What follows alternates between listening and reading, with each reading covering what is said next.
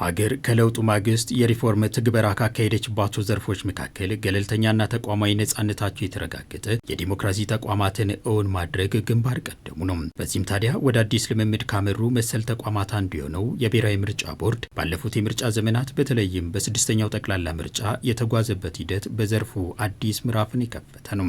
በተለይ ከለውጥ መንግስት በኋላ ለምርጫ የሚመጥኑ ተቋማትን ከመገንባት አንፃር የሚመጥኑ ሰዎችን አሳይን ከማድረግ አንፃር ወይ ትክክለኛ ሰዎችን አሳይን ከማድረግ አንፃር መሻሻል ታይቷል። እንደምታውቀው በስድስተኛው ሀገራዊ ምርጫ ኢትዮጵያ ካከናወነቻቸው ምርጫዎች የተሻለ ብለን ልናስበው የምንችለው አይነት ምርጫ ተከናውኗል ብዬ አስባለሁ። እንዲህ ያሉ አዳዲስ ልምምዶች ለአህጉር አፍሪካ እንግዳ የሆኑ ናቸው። ገና በማግስቱ ኢትዮጵያ ተግብራ ያሳየችው ስራ የፖለቲካ ምህዳሩን የገለልተኝነት ጥያቄ የፈታ ከመሆኑም በላይ ቀድሞ ላይ ተቋማት የፓርቲ ግዞተኛ ተደርገው ይሳሉ የነበረውን አውድ የቀየረ ስለመሆኑ እውነቱ በአስረጅነት ይቀርባል። ኦቨርናይት የምታከናውነው ነገር አይደለም ብዬ ነው ማስበውና እነዚህ ተቋማት ከዚህ በፊት ምን ነበሩ የሚለውን ማሰብም ያስፈልጋልና እንደምታውቀው የገዢው ፓርቲ ኢንስትሩመንቶች ነበሩ ብለው መውሰድ ይቻላል ወይ ደግሞ መሳሪያዎች ነበሩ ለፈለገው ዓላማው የሚጠቀምባቸው ነበሩ ማለት ነው። ምንም እንኳ አውዱ ጽኑ መሰረት እንዲይዝ የተለያዩ ስራዎችን ቢጠይቅም ሀገር አሁንም አብነት የሚሆን ስራን ከመከወን አልወሰነችም። የምርጫ ሂደቱን ታማኒነት ይበልጥ ለማረጋገጥ በሰባተኛው ጠቅላላ ምርጫ የዲጂታል ስርዓቱን ወደ ስራ ማስገባቷና ብዝሃ ሀሳቦች የሚንሸራሸሩበትን አውድ ለመፍጠር የሄደችበት ርቀት ሀገር ለዘርፉ መጎልበት ያላትን ቁርጠኝነት ያሳየ ሆኗል። እንደ ዘንድሮ ያየሁት ነገር ምንድነው? ዲጂታላይዜሽን በዲጂታል የተደገፈ ነው።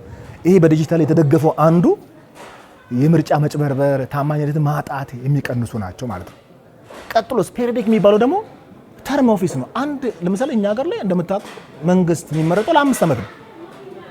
በየ5 ዓመቱ ምን ይደረግ ምርጫ ይከናወናል ማለት ነው።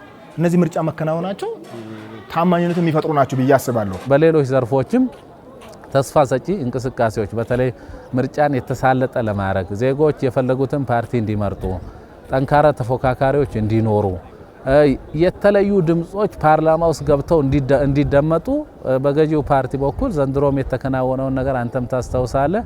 ከ80 በላይ ወንበሮች ላይ ወይ ደግሞ የምርጫ ጣቢያዎች ላይ መንግስት እጩ አላቀረበም። ተፎካካሪ ፓርቲ ሌላ ድምጽ እንዲሰማ ፍላጎት አለ ማለት። በእውቀት ላይ የተመሰረተ የድምጽ ሂደት እንዲኖር ተፎካካሪ ፓርቲዎቹ ይበጃል ያሉትን አማራጭ ለመራጩ ማህበረሰብ ያቀረቡበት ብርቱ ፍክክርም ያደረጉበት ሂደት የዘንድሮውን በልዩነት እንዲነሳ ያደርጓል። ይህ በሁለንተናዊ ዘርፎች ተምሳሌታዊ የሆነ ክዋኔ የዜጎችን የነቃ ተሳትፎ ከፍ በማድረጉ ረገድ አይተኬ ሚናውን የሚወጣ ነው። ተፎካካሪ ፓርቲ በተለያየ መንገድ በጋዜጣ ሊሆን ይችላል፣ በቴሌቪዥን ሊሆን ይችላል፣ በተለያዩ ፕላትፎርሞች ላይ ሀሳባቸውን በግልጽ የሚገልጹበት እድል ተፈጥሮ አንዱንም ወች ሳደርግ ነበረ ማለት ነው። ስለዚህ ሰላማዊ ምርጫ ለማድረግ እንግዲህ ከሁሉም ዜጋ እስከ ውጤት እስከሚገለጽበት ቀን ድረስ በነቃ መሳተፍ መቻል አለበት። በእርግጥ የፖለቲካ ምህዳሩን ለማስፋትና የተቋማት ገለልተኝነትን ለማረጋገጥ መሰረቶቹ ላይ የተሰራው ስራ ለታለመው ምዕራፍ በሂደት አድራሽ መሆኑ ታምኖበታል። ለእንዲህ ያሉ ልምምዶች እምብዛም ለሆነችው አፍሪካ ተጠቃሽ የጥቂት ዓመታትም የኢትዮጵያ ስኬት አብነት የሚሆናት ነው።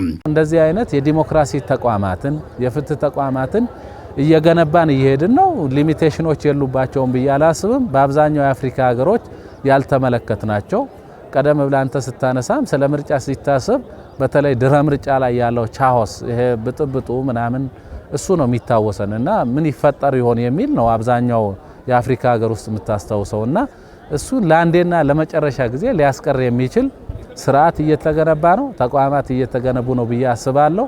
ይሄ ለሌሎች ሀገራትም በትልቁ ምሳሌ ሊሆን የሚችል ነው። አህጉራዊ የመሪነት ሚናዋን እየተወጣች የምትገኘው ኢትዮጵያም በዲሞክራሲው ዘርፍም አዲስ ታሪክ እንድትከትብ ሁሉም የበኩሉን ድርሻ መወጣት አለበት የምሁራኑ ምክር ሀሳብ ነው።